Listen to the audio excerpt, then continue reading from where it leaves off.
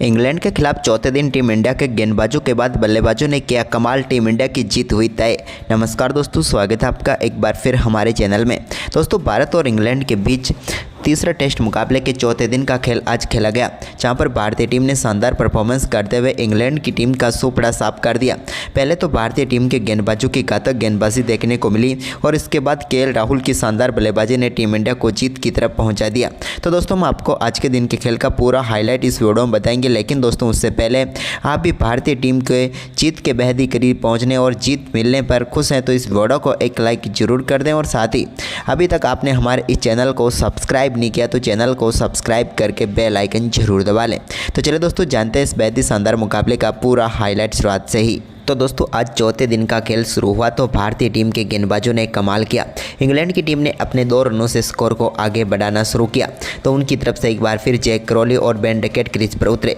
एक चौका तो आज के दिन में दोनों बल्लेबाज लगाने में कामयाब हुए, लेकिन इसके बाद भारतीय गेंदबाजों की घातक गेंदबाजी देखने को मिली, जहां पर एक के बाद एक लगातार बीट होते गए इंग्लिश बल्लेबाज, लेकिन विकेट फिर भी टीम इंडिया को नहीं मिल रहा था। लेकिन इसके बाद छठे ओवर की 5वीं गेंद पर शानदार गेंदबाजी करते हुए बेन डकेट को पेविलियन भेजा। मोहम्मद सिराज ने शानदार कैच पकड़ा यहां पर जसप्रीत बुमराह ने, और भारतीय टीम को पहली सफलता यहां पर मिल गई।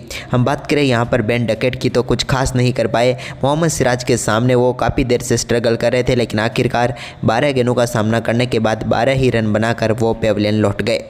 इसके बाद क्रीज पर उतरे ओली पॉप, लेकिन ओली पॉप को भी यहां पर जल्द ही पेविलियन का रास्ता दिखा दिया शानदार गेंदबाजी करते हुए मोहम्मद सिराज ने।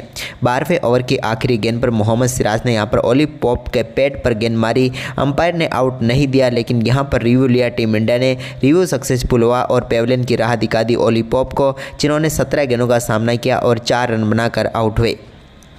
इसके बाद जैक क्रॉली यहां पर शानदार बल्लेबाजी करते हुए 13वें ओवर की आखिरी गेंद पर नीतीश कुमार रेड्डी की एक गेंद को शानदार तरीके से चौके में तब्दील कर दिया, लेकिन इसके बाद 15वें ओवर की चौथी गेंद पर नीतीश कुमार रेड्डी ने शानदार गेंदबाजी करते हुए जैक क्रॉली को यशस्वी जायसवाल के हाथों कैच कराया और यहां पर बड़ी सफलता दिला दी, जो कि जैक क्रॉली के रूप में थी। क्रॉली काफ़ी देर से संघर्ष कर रहे थे एक छोर से, लेकिन 49 गेंदों पर 22 रनों की पारी खेलकर वो भी पेविलियन लौट गए। इसके बाद हैरी ब्रूक आए तो उन्होंने ताबड़तोड़ बल्लेबाजी करनी शुरू कर दी। सबसे पहले 17वें ओवर की दूसरी गेंद पर एक शानदार चौका उन्होंने नीतीश कुमार रेड्डी की गेंद पर जड़ा, तो इसके बाद गिरते पड़ते एक और चौका उन्होंने यहाँ पर जड़ दिया शानदार बल्लेबाजी करते हुए आकाशदीप की गेंद पर। तो वहीं पर इसके बाद दोस्तों उन्होंने आकाशदीप के सामने एक और बड़ा शॉट भी खेला, जो कि सीधे गया स्टैंड में और उनको मिले एक और 6 रन लॉन्ग ऑफ के ऊपर से। लेकिन इसके बाद शानदार बल्लेबाजी कर रहे हैरी ब्रूक को पेविलियन भेजने का काम भी किया आकाशदीप ने, जहां पर बेहतरीन तरीके से गेंदबाजी करते हुए उन्होंने यहां पर बोल्ड करके पेविलियन भेज दिया और बड़ी महत्वपूर्ण सफलता यहां पर टीम इंडिया को मिल गई, क्योंकि आक्रामक बल्लेबाजी कर रहे थे हैरी ब्रूक, लेकिन आखिरकार बेसबॉल का अंत यहीं पर हो गया। उन्होंने 19 गेंदों का सामना किया और 23 रन बनाकर वो पेविलियन लौटे। इसके बाद दोस्तों यहां पर बेन स्टोक्स क्रीज पर उतरे तो उन्होंने जो रूट के साथ मिलकर आज के दिन के इस पहले सेशन को खेलने में कामयाबी हासिल की, क्योंकि दोनों बल्लेबाजों ने कुछ अच्छे शॉट भी लगाए। इस दौरान एक चौका बेन स्टोक्स के बल्ले से मोहम्मद सिराज की गेंद पर भी देखने को मिला।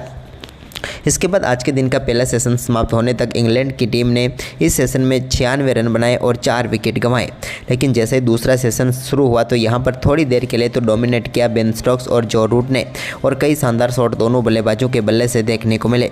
इसमें 36वें ओवर में भी एक शानदार चौका उन्होंने लगाया यहां पर जसप्रीत बुमराह की गेंद पर।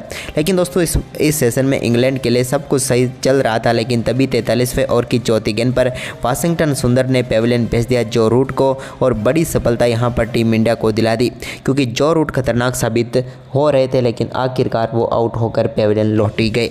उन्होंने 40 रनों का योगदान दिया 96 गेंदों पर।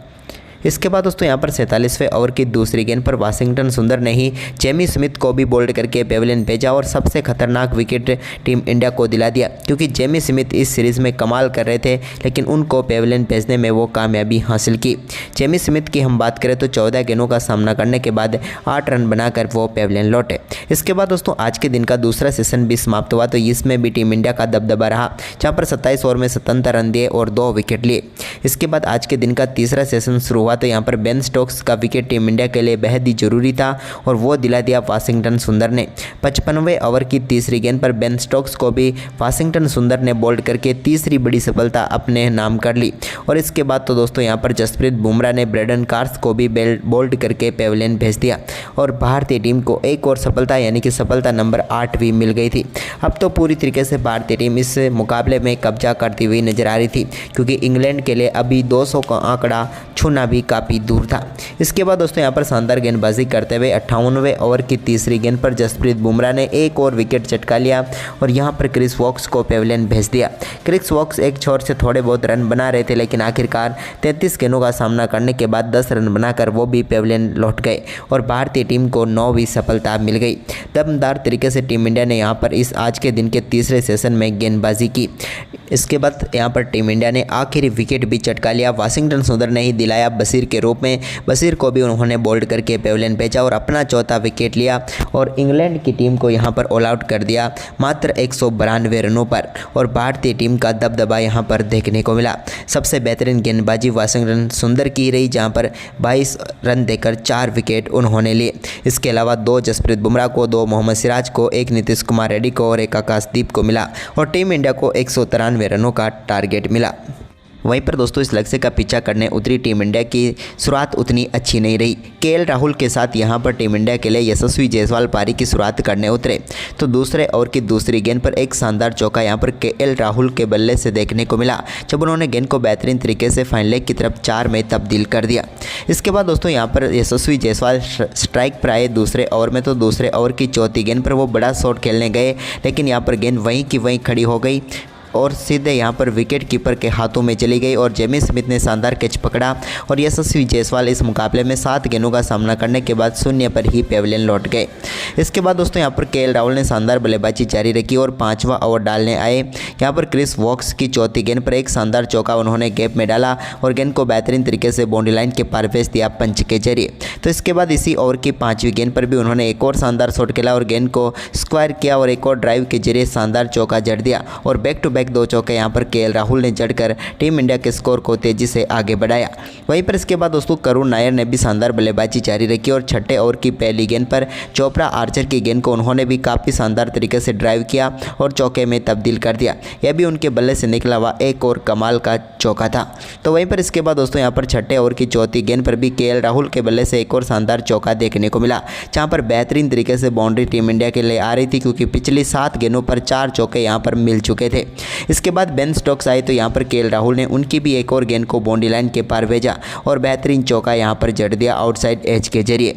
लेकिन इसके बाद दोस्तों शानदार बल्लेबाजी करे करुण नायर एक बार फिर निराश करके गए और 13वें ओवर की तीसरी गेंद पर LBW आउट होकर पेविलियन लौटे और भारतीय टीम को एक और बड़ा झटका लगा। करुण नायर एक बार फिर बड़ा पारी खेलने से चूक गए क्योंकि सेट तो फिर भी हो चुके थे, 33 गेंदों का सामना कर चुके थे लेकिन 14 रन की पारी खेलकर वो पेविलियन लौटे।